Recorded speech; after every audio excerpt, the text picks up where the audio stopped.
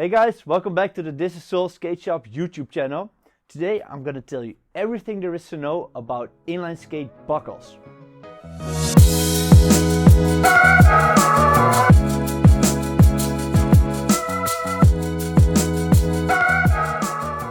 Right now we're here in our store in Amsterdam, and if anything ever happens to your skate, you can always come here to our store and we have the best skaters of the city to repair your skates.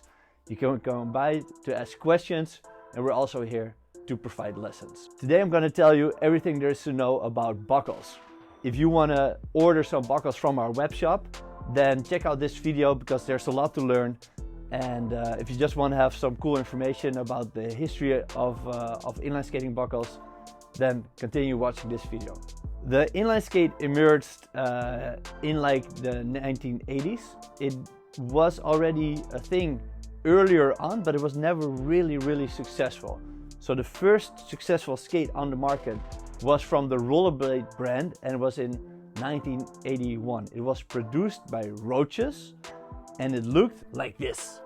This is an original skate here, and you see there's no laces in it right now, but the top part was originally closed by using laces on the cuff. So instead of a buckle, it used laces. This was the standard model being used to somewhere in the 90s, but in 1987 the first inline skate on the market came that had a top buckle. This is the skate. Here, this is the same skate that I just showed you, also made by Rollerblade, or at least made in the Rollerblade brand, but made by Roaches in Italy. This one had a buckle. And as soon as this skate came on the market, people started to do some shredding on it. So if you think why didn't inline skating came up earlier, like maybe in the 50s or in the 60s, it was kind of like because the hardware just wasn't good enough for it. As soon as the buckle came, people started to doing tricks on their skates. So what does the buckle do on your skate then, that it's so important that it kind of like initialized the inline skating revolution? Because as soon as the buckle was there, people really were able to enjoy inline skating. The buckle is like the part of the skate that gives the boot the strength. Because if a shell is open and it's not properly connected at the top, it can still move around too much. Just try and go out skating once with an open buckle and you'll see what I mean. There's a few different types of buckles. Obviously you can use laces, and this is really weak. You can use a really weak and thin buckle, but there's also like thicker buckles that are really stiff. An example of this is the Rollerblade Maxim buckle, or there's also the Powerslide Road skate. And these two skates, they have a really solid, strong buckle, and a buckle like that makes that your boot has more stability, so that if you move your foot, your skate also does what you want it to do. It gives you more control and more feeling of enjoyment. This is one of the skates I'm using the most, and this is what we call the buckle. And you see here that my buckle is made of metal. A metal buckle just closes really nice. Like, bam! Just listen to that sound. I love it. I would never skate anything else except for a metal buckle. They last longer and they just close better. On the other side of the skate, on the inside, there's the buckle receiver. And there's two types of buckle receivers. The buckle receiver is always attached with just one hole, and the two types are how the buckle goes into the buckle receiver, because these two look exactly the same, but the difference is that for this one you have to put it in from the top, and from this one you have to put it in from the bottom. There's different lengths of buckles. So if you buy a buckle on Thisissoul.com, you can buy a buckle of like 18 centimeter or 20 centimeters. And this length is measured from the joint till the tip of the strap. So here you see that this one is 20 centimeters. If you have a buckle but it's too short, then a little tip that you can do is to just drill a few new holes in your cuff to place it more forward. If your buckle is too long, then you can get a really good pair of scissors and just cut it off, just like this.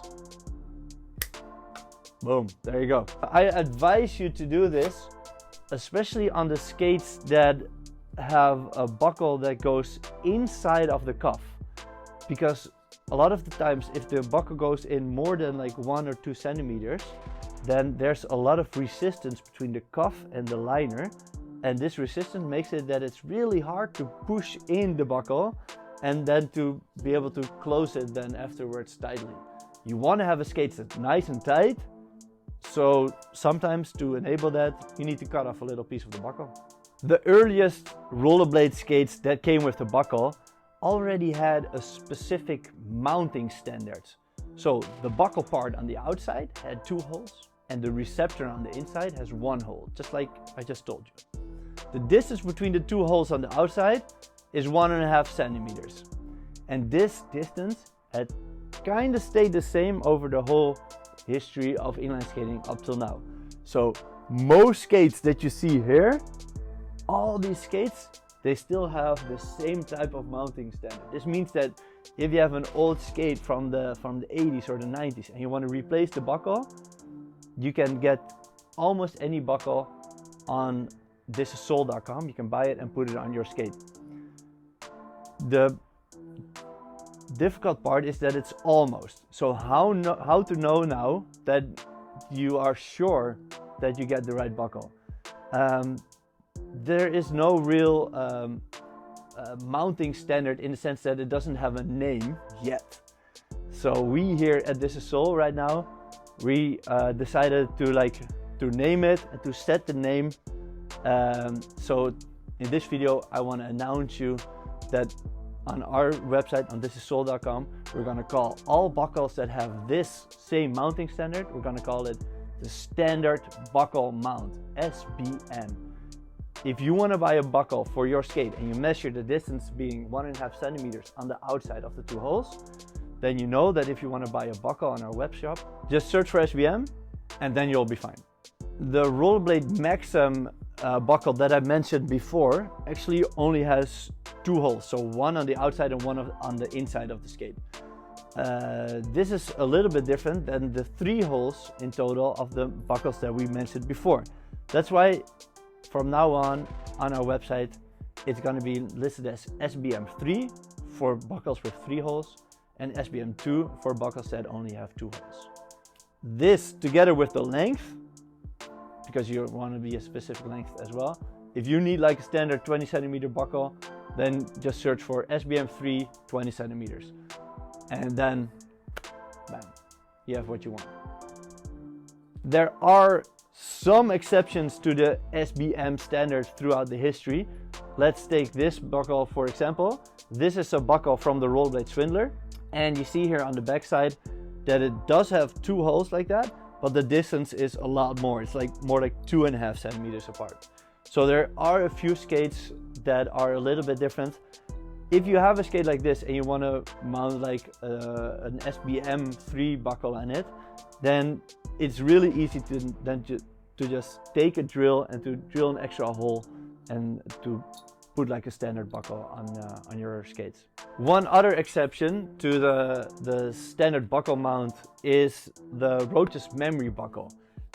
It's a standard that's first being used in the late 90s, and it's on the current Roach's M12 and the current Roach's Fifth Element aggressive inline skates, and it's also used on some of the Roach's recreational inline skates.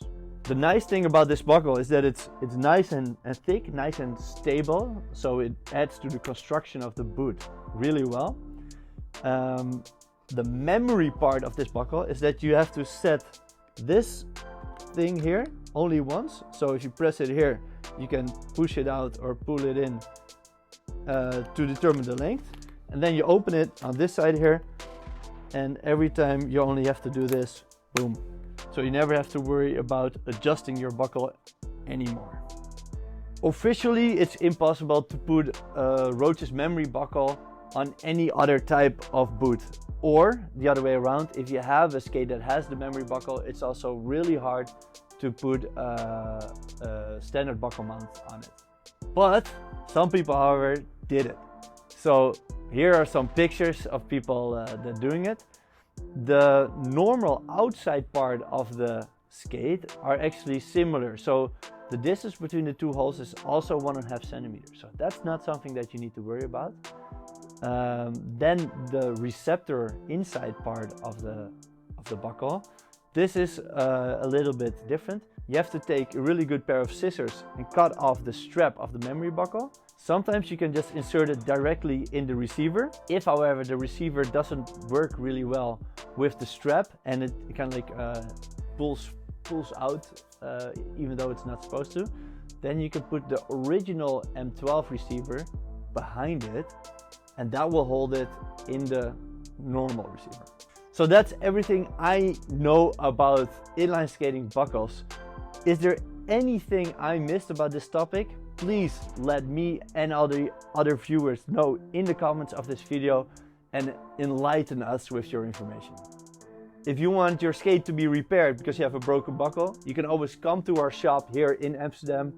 If you want to have some help choosing the right buckle for your skate and you're not in the neighborhood, you can always send us a message on email or on WhatsApp, and we'll gladly help you out with picking a new buckle. We make a new video like this every week about a new topic every time.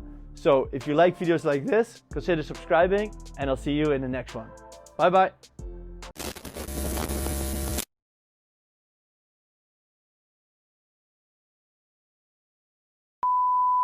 Alright, the script. I'm now ready. Alright, history of the buckle. Shit, I forgot this word last time as well. Joint. Yeah. Shit. Wait, I said it wrong.